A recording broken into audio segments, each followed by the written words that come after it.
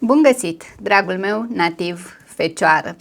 Astăzi dezbatem împreună modul în care vă raportați voi la această eclipsă de lună, cu atât mai mult cu cât ea se produce în semnul vostru zodiacal.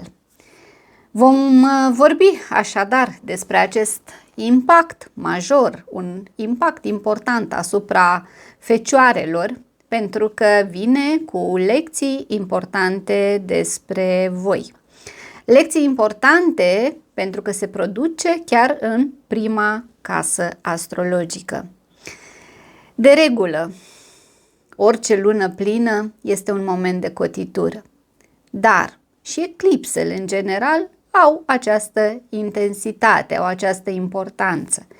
Dar acum că ea se produce având această axă a nodurilor lunare, Fecioară, Pești, poate cu atât mai mult. De asta vorbim despre karmă și de asta vorbim despre evenimente și lucruri din trecut, care revin cu sau fără voia noastră în prim plan. Ne îndeamnă cumva, dar nu ne îndeamnă, ne pune în fața faptului împlinit, adică trimite astfel de evenimente tocmai ca noi să le reglăm, atât cât ne este permis. Sunt într-adevăr puncte de cotitură, contează foarte mult modul în care noi ne poziționăm față de aceste schimbări pe care o eclipsă ni le aduce sau chiar o simplă fază de lună plină. Și nu doar atât, ne poate influența și ne poate influența pe termen lung.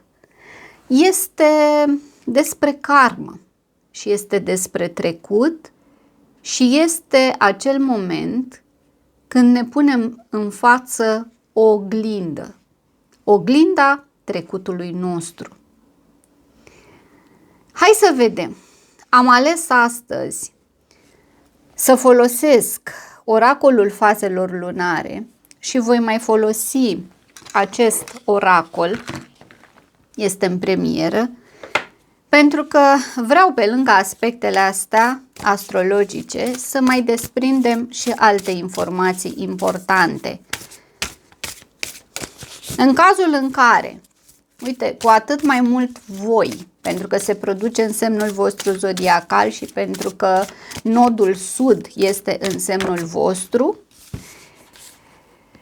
s-ar putea să aducă în prim plan niște lucruri asupra cărora voi ați meditat, dar asupra cărora nu ați avut curajul să luați o hotărâre, să luați o decizie. Un prim mesaj pentru tine este să expiri profund. Păi da, pentru că aici face referire la prima fază după această explozie de energie specifică lunii pline, deci este următoarea, în care noi ce putem face? Să luăm o pauză, să nu forțăm lucrurile și să ne liniștim. Nu este un moment oportun acum pentru tine să începi ceva, pornind de la un proiect de suflet, de la o relație amoroasă. Orice început, cred că trebuie amânat. Și nu doar acum, în această zi, ci cred că până pe 29 martie, când o să avem o lună nouă, în semnul Berbecului atunci, astea 2 săptămâni sunt definitorii.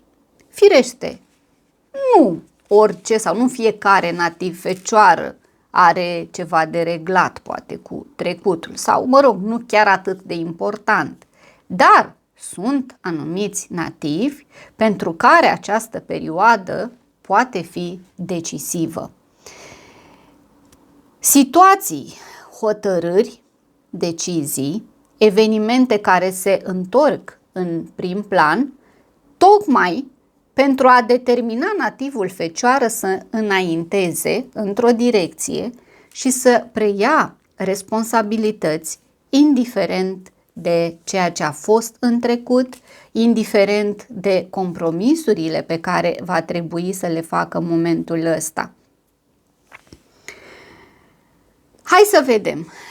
Următorul mesaj. Deci, deocamdată avem ceva important, a nu acționa orbește sau chiar a nu acționa deloc. Nu este un moment oportun să faci niște investiții acum, mai ales dacă stăm și ne gândim că prima casă astrologică, acolo unde se produce acest eveniment, face referire și la corpul nostru. În cazul în care ai fost în ultima perioadă supra-solicitat, corpul îți dă semne să încetinești, te forțează cumva, ești forțat de împrejurări să-ți iei un concediu medical, să pleci într-o vacanță, o perioadă în care ai nevoie să-ți încarci bateriile, de-aia ai și avut aici această arcană, iată. Iar la baza pachetului ai exact eclipsa lunii noi. Este clar pentru mine, de 2 ori energia eclipsei pentru voi, mai ales că este în semnul vostru zodiacal, spuneam, pentru foarte mulți nativi Fecioară urmează un moment de cotitură, important momentul ăsta în viața voastră. Dar nu vă gândiți la lucruri rele, ci la lucruri favorabile, pentru că se deschide un portal nou, garantat. Doar să ai curaj să treci prin el.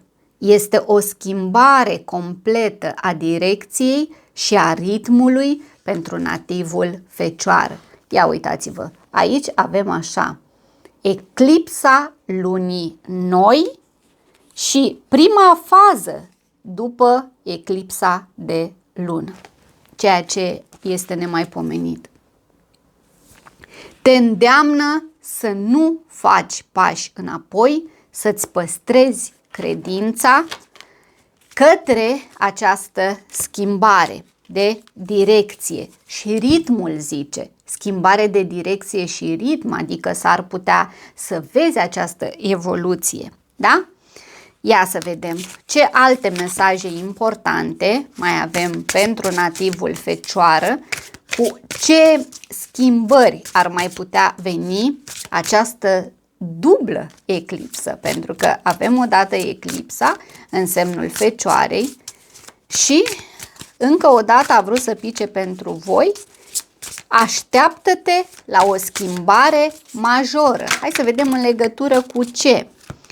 Păi, văd aici mai multe opțiuni pentru tine, da? Ai probabil mai multe lucruri în fața ta și jonglezi, poate, cu mai multe chestiuni. Ai grijă, din nou o atenționare, ai grijă la niște obiceiuri nesănătoase. Și iarăși mă refer la aspectul acesta ce ține de corpul tău fizic și de sănătatea ta. Fecioarele pot resimți într-adevăr destul de acut lucrul ăsta. Ce mai avem pentru voi? Un alt mesaj se referă la traume. Traume din trecut.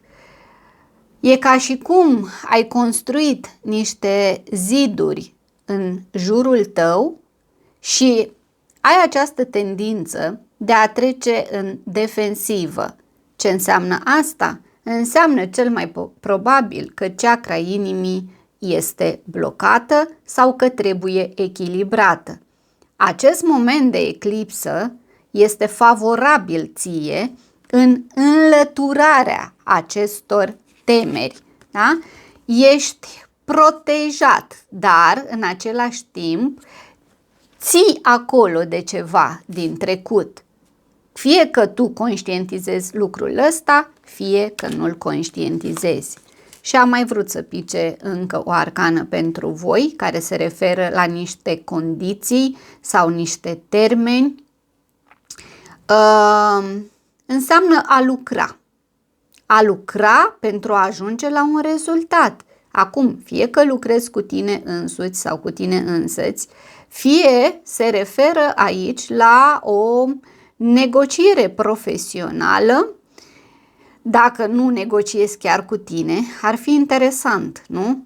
Să se gândească nativul Fecioară cum să negocieze cu el însuși ca să ajungă acolo unde își dorește.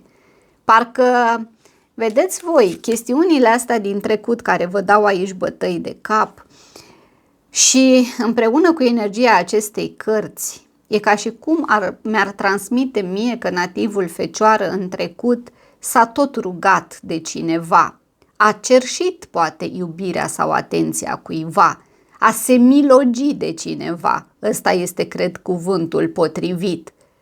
Și de data asta a se milogi în sensul că el și-a dorit să ajungă la un rezultat cu o anumită persoană, într-un anumit aspect al vieții sale.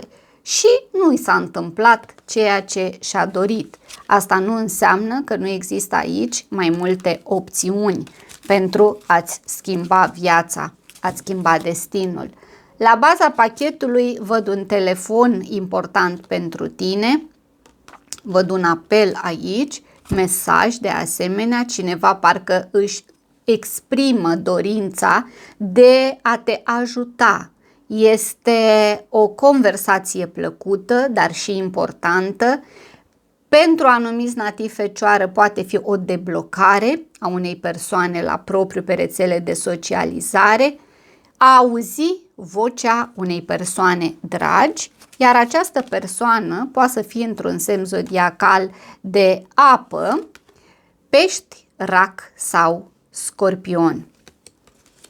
Bun, drăguții mei, în speranța că ați înțeles, da, cum să vă raportați la schimbările pe care le aduce această lună plină în semnul vostru zodiacal, aveți grijă la opțiuni, la termeni contractuali, la ce anume vă ține în loc și să vă deschideți unei noi comunicări. Iar eu vă dau întâlnire curând. Numai bine!